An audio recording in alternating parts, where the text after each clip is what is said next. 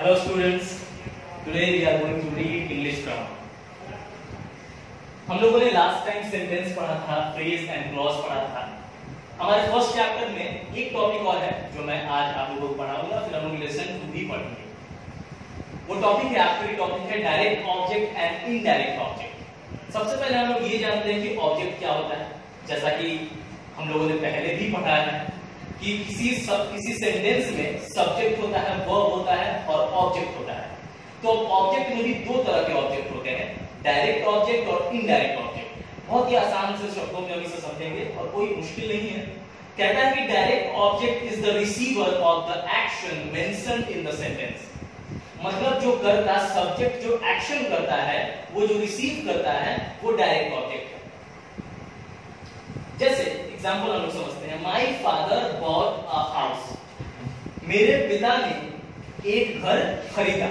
तो मेरे पिता ने, ये सब्जेक्ट है, और खरीदा, क्या खरीदा? तो एक हाउस खरीदा. तो जब हम whom या what लगा के क्वेश्चन करते हैं तो हमें आता है डायरेक्ट ऑब्जेक्ट. एक लाइन और हम इसमें समझेंगे. A direct object is a noun और pronoun that receives the action of the other sentence of the sentence. The direct object answers whom or what in regards to the verb. यहां कह रहा है कि डायरेक्ट ऑब्जेक्ट जो है वो noun होता है या प्रोनाउन होता है. ये हम लोग ऑब्जेक्ट के बारे में भी जानते हैं. तो अब इसमें जो डायरेक्ट ऑब्जेक्ट होता है उसमें अगर whom और what लगा के, वर्ब में what और whom लगा के अगर हम क्वेश्चन करते हैं तो जो आंसर आता है वो डायरेक्ट ऑब्जेक्ट है. चलिए फिर से एग्जांपल समझते हैं. My father bought a house. मेरे पिताजी ने एक घर खरीदा. सबसे पहले सब्जेक्ट पता करते हैं. सब्जेक्ट क्या है? तो जो करता है. तो मेरे पिता, ये सब्जेक्ट है. वर्ब क्या है? बॉट. बाई का वर्ब सेकंड, यानी कि वर्ब टू. तो इसका मतलब खरीदा. तो अब इस खरीदा में हम लोग क्वेश्चन लगाएंगे whom या what. तो what bought, क्या खरीदा? तो घर खरीदा. तो जब हम लोग वर्ब में what या whom क्वेश्चन लगा के क्वेश्चन करते हैं तो जो आंसर आता है वो होता है डायरेक्ट ऑब्जेक्ट. जो हम लोगों ने ऑब्जेक्ट की परिभाषा सुनी है वैसा ही है, थोड़ा सा अंतर इनडायरेक्ट ऑब्जेक्ट में आता है. डायरेक्ट ऑब्जेक्ट वैसा ही है. तो my father bought a house, मेरे पिताजी ने एक घर खरीदा. क्या खरीदा? घर खरीदा. तो घर यहां पे क्या हुआ? Direct object. Indirect object. An indirect object is an optional part of a sentence. किसी सेंटेंस में इनडायरेक्ट ऑब्जेक्ट भी हो सकता है लेकिन वो ऑप्शनल होता है. उसके बिना भी सेंटेंस अपना पूरा मीनिंग देता है. It's the recipient of an action. और ये जो एक्शन हुआ उसका रिसिपिएंट होता है. The indirect object identifies the person thing for whom what the action of the verb is performed. Indirect object अब क्या होता है? तो जो जिसके लिए ये एक्शन होता है उसको इनडायरेक्ट ऑब्जेक्ट कहते हैं. ठीक है? क्या एक्शन हुआ?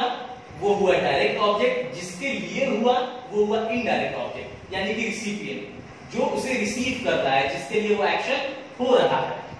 Indirect object is usually a person और थिंग. इनडायरेक्ट ऑब्जेक्ट क्या होता है? तो आमतौर पे कोई इंसान होता है या कोई चीज होती है.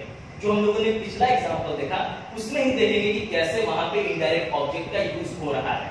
My father bought a house for his brother. मेरे पिताजी ने घर खरीदा. किसके लिए खरीदा? तो भाई के लिए, अपने भाई के लिए खरीदा. तो हम लोगों ने पहले वाले में डायरेक्ट ऑब्जेक्ट में देखा कि my father bought a house, यहां तक था, और यह हाउस क्या था? Direct object. बाउट में व्हाट लगाया, आंसर आया अ हाउस, ये हो गया डायरेक्ट ऑब्जेक्ट. अब इनडायरेक्ट ऑब्जेक्ट किसी व्यक्ति के लिए होता है, जो रिसिपिएंट होता है. कोई काम किया गया, वो किसके लिए किया गया? तो बाउट किसके लिए किया गया, किसके लिए खरीदा गया? तो हिज ब्रदर, अपने भाई के लिए खरीदा गया. तो यहां पे ये होता है इनडायरेक्ट ऑब्जेक्ट. तो हम लोगों ने पढ़ा भी डायरेक्ट और इनडायरेक्ट ऑब्जेक्ट. इसे आप जो बुक में डेफिनेशंस है वहां फिर से जाएंगे, उसे पढ़ेंगे, समझने की कोशिश करेंगे, और कोई भी अगर दिक्कत आती है, प्रॉब्लम आती है तो आप फिर से इसे पूछेंगे. मैं एक बार फिर से एक छोटा सा रिव्यू कर देता हूं डायरेक्ट ऑब्जेक्ट और इनडायरेक्ट ऑब्जेक्ट. डायरेक्ट ऑब्जेक्ट क्या होता है? जो ऑब्जेक्ट हम लोग नॉर्मली जानते हैं, जो एक्शन लिया गया वो व्हाट क्वेश्चन करेंगे तो डायरेक्ट ऑब्जेक्ट आता है. और जिसके लिए एक्शन लिया गया वहां पे इनडायरेक्ट ऑब्जेक्ट आता है. अब हम लोग यहां से आगे बढ़ेंगे। Listen to the noun. Noun हम लोगों ने पढ़ा है, नाउन हम लोगों ने समझा है, उसकी एक स्टेप यहां से आगे बढ़ेंगे। नाउन हम लोग जानते हैं, noun is the name of a person, place, animal, idea और थिंग। लेकिन इस डेफिनेशन से अब हम लोग आगे बढ़ते हैं कि यहाँ पे नाउन में हम लोगों को क्या पढ़ना है। नाउन का हम लोग ये भी जानते हैं कि 5 काइंड्स होते हैं, proper noun, common noun, collective noun, material noun, abstract noun. Modern grammar के हिसाब से 3 काइंड्स होते हैं। कहां तक बस चलिए, मॉडर्न ग्रामर के हिसाब से 3 होते हैं, प्रॉपर नाउन, कलेक्टिव नाउन और कॉमन नाउन मिलकर बन जाता है countable noun, material noun, abstract noun मिलकर बन जाता है अनकाउंटेबल नाउन। अब यहां से हम लोग आगे बढ़ते हैं।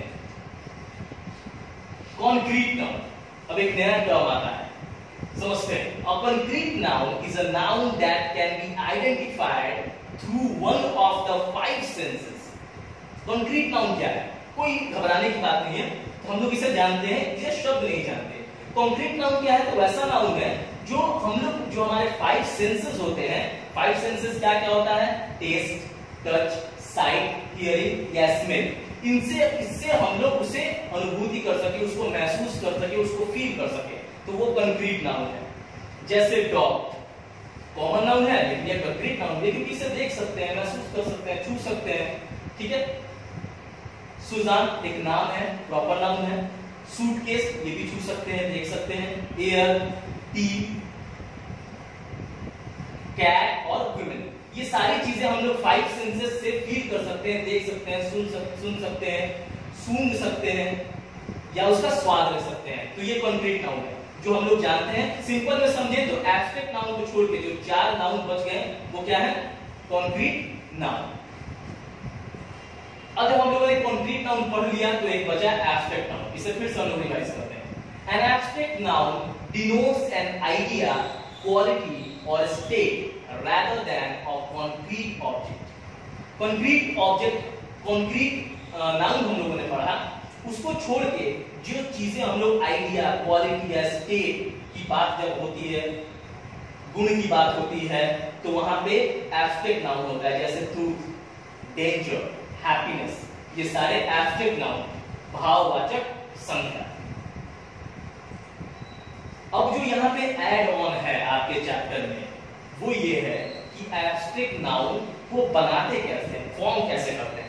हम लोगों ने पिछले क्लासेस में बहुत सारी चीजें पढ़ी हैं, जैसे नंबर्स कैसे चेंज करते हैं, जेंडर कैसे चेंज करते हैं। यहाँ पे अब नाउन, बाकी नाउन को एब्स्ट्रैक्ट नाउन में कैसे चेंज करते हैं, यहाँ पे हम लोग पढ़ेंगे। मैं बहुत ही सिंपल तरीके से आप लोगों को बता रहा हूँ। अगर ये चीज आप लोग याद कर लेते हैं तो एब्स्ट्रैक्ट नाउन जो कि जितना टफ दिखता है वो दिखेगा नहीं, और आसानी से आप लोग इसे चेंज कर सकते हैं, फॉर्म कर सकते हैं। आपको याद क्या करना है? तो nouns with the following suffixes are often abstract. जिस नाउन में सफिक्स, सफिक्स मतलब शब्द के अंत में जो वर्ड लगते हैं वो सफिक्स कहलाते हैं। शब्द के अंत में जो शुरू में लगते हैं वो प्रीफिक्स कहलाते हैं। तो जो अंत में लगते हैं ये सारे वर्ड्स कुछ दिए गए हैं, ये सफिक्सेस हैं जो हम एब्स्ट्रैक्ट नाउन बनाने के लिए इस्तेमाल करते हैं। चलिए देखते हैं कौन कौन। Tion, TION, ism, ISM, EG, ITY, MENT, ment, NESS, ness, AGE, age, ANC, ance, ENC, ence, ship, ability, AC। ये सारे वर्ड आपको जो वर्ड के अंश हैं, जो शब्द के अंत में लगते हैं और उसका मीनिंग बदलते हैं और एब्स्ट्रैक्ट नाउन उसको फॉर्म करते हैं। तो ये आप फिर से एक बार मैं पढ़ता हूं। शन, इज्म, EG, मेंट, नेस, एज, आंस, इंस, ship, ability, ITY and ACY। अब हम देखते हैं, ये हम लोगों ने पढ़ा, अब इसी का यूज करके हम लोग कैसे करते हैं फॉर्म, वो देखते हैं। ब्रदर, ठीक है ना, ब्रदर एक नाउन है, हम लोगों ने हुड जोड़ दिया, HOOD, तो ब्रदरहुड बन गया। तो ब्रदर जो कि नाउन में आता, फिर अब एब्स्ट्रैक्ट नाउन हो गया, ठीक है। कॉमन नाउन से क्या बन गया? Abstract noun. एबल में ITY हम लोगों ने जोड़ दिया, तो एबल से क्या बन गया? एबिलिटी। मेंबरशिप जोड़ दिया, तो मेंबर से क्या बन गया? मेंबरशिप, जो कि एब्स्ट्रैक्ट नाउन हो गया। ग्रेट, NESS जोड़ दिया, ग्रेट से हो गया ग्रेटनेस, जो कि एब्स्ट्रैक्ट नाउन हो गया। एक्ट, ION जोड़ दिया, तो एक्ट से हो गया एक्शन, जो कि एब्स्ट्रैक्ट नाउन हो गया। मैरी, मैरी में एजीई जोड़ दिया तो हो गया मैरिज, तो ये भी क्या हो गया एब्स्ट्रैक्ट नाउन। तो जो भी एब्स्ट्रैक्ट नाउन के वर्ड्स मैंने आपको पिछले स्लाइड में बताया वो आप याद कर लेंगे, और जब भी फॉर्मेशन का प्रैक्टिस करेंगे तो वहां पे वो यूज करके देखेंगे कि ये कौन सा सूट करता है, इसे हम लोग यूज कर सकते हैं। अब हम लोग यहां से आगे बढ़ते हैं। फॉर्मेशन के बाद जो अगला टॉपिक है आपके बुक में वो है काउंटेबल नाउन। काउंटेबल नाउन के बारे में हम लोग जानते हैं कि काउंटेबल नाउन और count nouns are those that refer to something that can be counted. जिसको काउंट किया जा सके वो काउंटेबल नाउन है। बहुत सिंपल, कैट्स, वुमेन, ये भले ही प्लूरल है लेकिन हम लोग काउंट कर सकते हैं, 4 बिल्ली है, 5 बिल्ली है, 6 बिल्ली है, तो ये हुआ काउंटेबल नाउन। अगला है अनकाउंटेबल नाउन। वेरी सिंपल, जिस नाउन को हम लोग काउंट नहीं कर सके वो अनकाउंटेबल नाउन है। मिल्क काउंट नहीं कर सकते हैं, मेजर कर सकते हैं लेकिन काउंट नहीं कर सकते हैं, स्टार्स काउंट नहीं कर सकते हैं, तो ये हुआ आपका अनकाउंटेबल नाउन। तो हम लोगों ने जितने भी टॉपिक पे डिस्कस किया आप उसे घर पे दोबारा 3 बार 4 बार जरूर पढ़ेंगे समझने के लिए, और कोई भी प्रॉब्लम आती है तो आप अपने ग्रुप में इस बात को रखेंगे और फिर से उसे सॉल्व किया जाएगा। आप लोग जितने भी प्रैक्टिस पेपर हैं उन्हें बनाते रहिए, आपके चैप्टर में जितने क्वेश्चंस हैं उन्हें सॉल्व करते रहिए। That's all for now, thank you.